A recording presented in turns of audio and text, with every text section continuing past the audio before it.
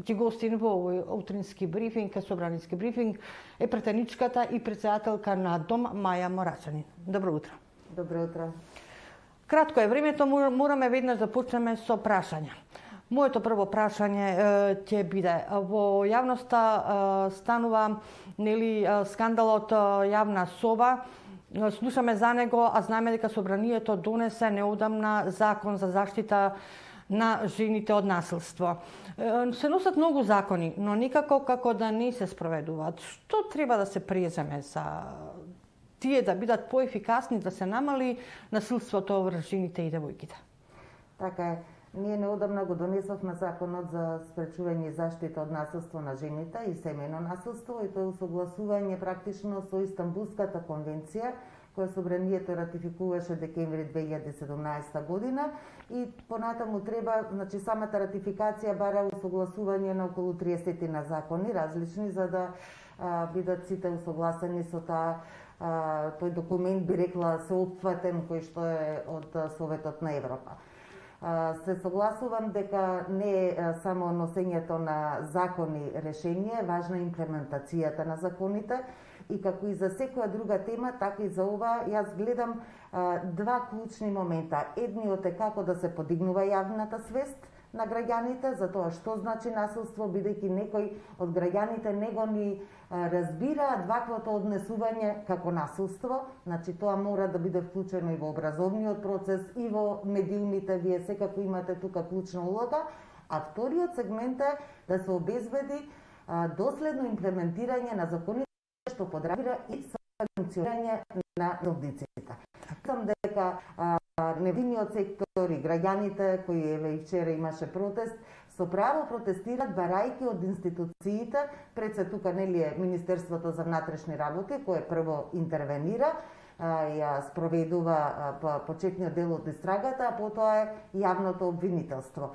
И мора јавното обвинителство и понатаму следствено нели по поднесена пријава судот да ги санкционира овие облици на насилство, бидејќи согласно Истанбулската конвенција, еве сега и нашето законодавство, сексуалното вознемирување е насилство врз жената, значи родово базирано насилство, и тоа треба да е кривично дело.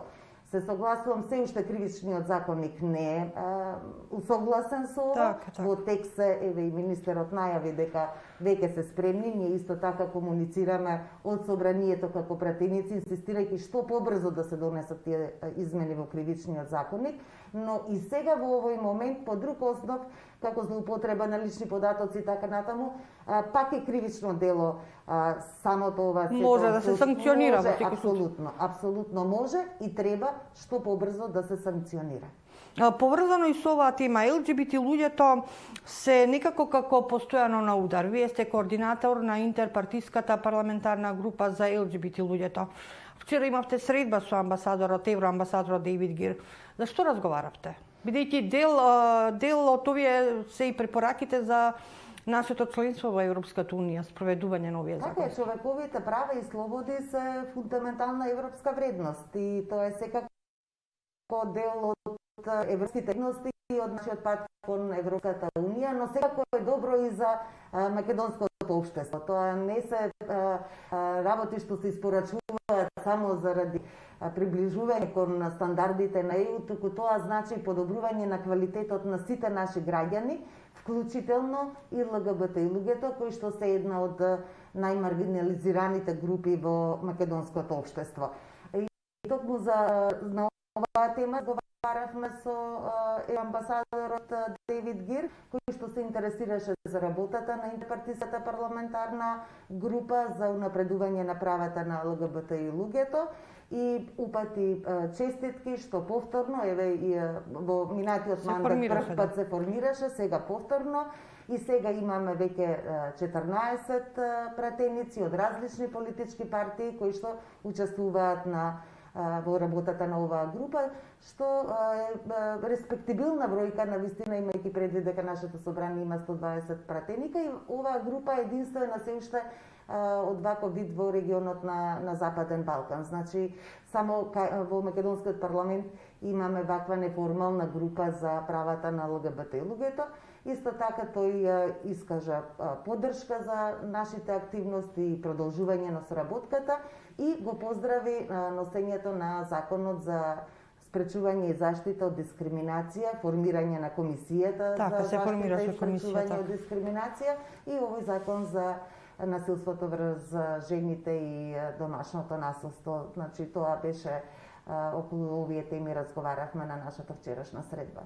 Денеска овде во собранието има помалку активности, има две комисии, од кои едната е за образование, таму се расправа за концептот за основно образование. Во јавноста некако се дигна голема прашина за овој концепт за новото образование, па спојување на предмети. Имаше многу негативни коментари околу намерата се спои историја со географија и другите предмети, но има уште едно подпрашање, еве да кажам веднаш, се планираше да се воведе сексуално образование. И оваа тема дигна навистина голема прашина. Какво е вашето гледање на овие две теми? Така.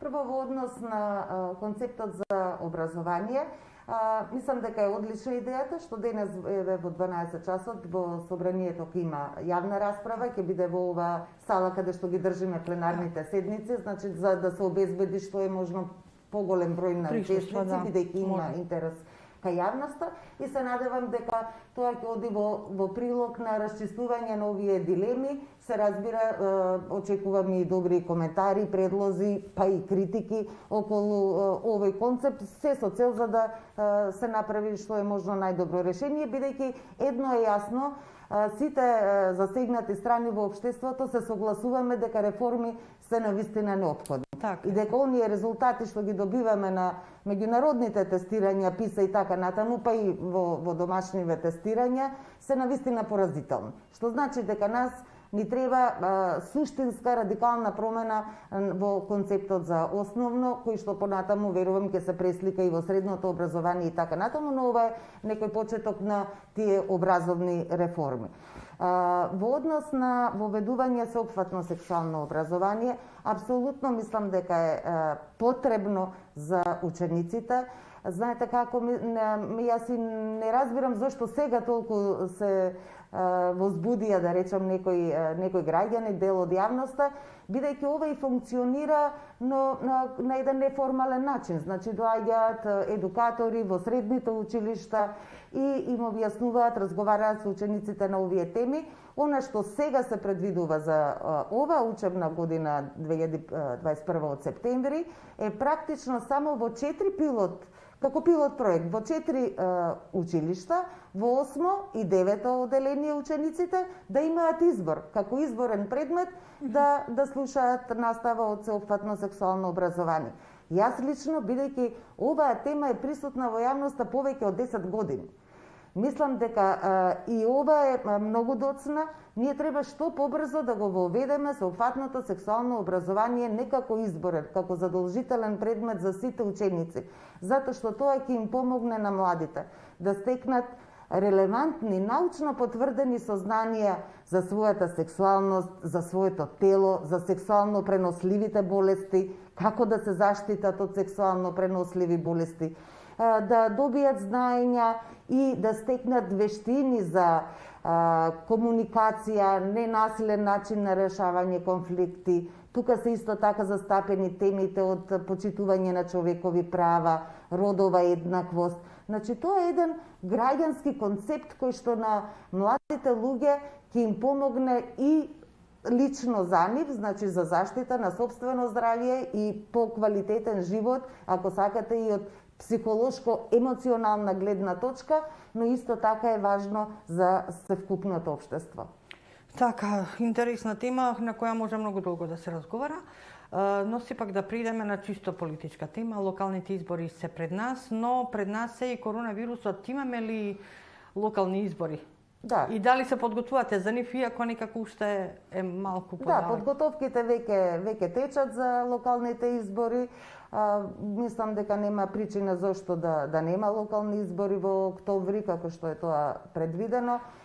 Ние имавме и парламентарни избори минатата година во јули, така што немаше некои последици здравствени, би рекла, во контекстот на корона пандемијата, која што тогаш беше и во пикот, да речем, на кризата. Во јавност и понатаму е отворена дилемата дали отворени листи така подобро ти имаат граѓаните увид. Вие се залагате ли? Докаде е таа идеја да се реализира? Нашата заложба како дом е промена на изборниот модел со 3 клучни елементи: една изборна единица без праг, отворени листи и 50% жени на листите, значи под еднаквен број. Молам? Тешко оди никако реализација. Тешко оди, ние и во минатиот мандат поднесовме предлог закон, доби поддршка, како една иницијатива беше од повеќе пратеници, од повеќе политички партии.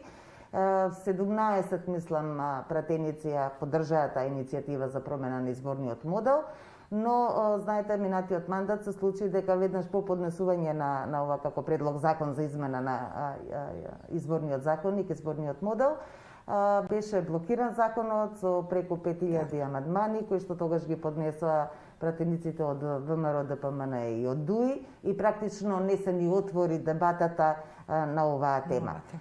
За мене е многу важно да навистина започнеме да дискутираме на оваа тема, и сега е моментот, бидејќи како се приближува терминот за избори, навистина потоа е неблагодарно промена на изборен модел и така натаму.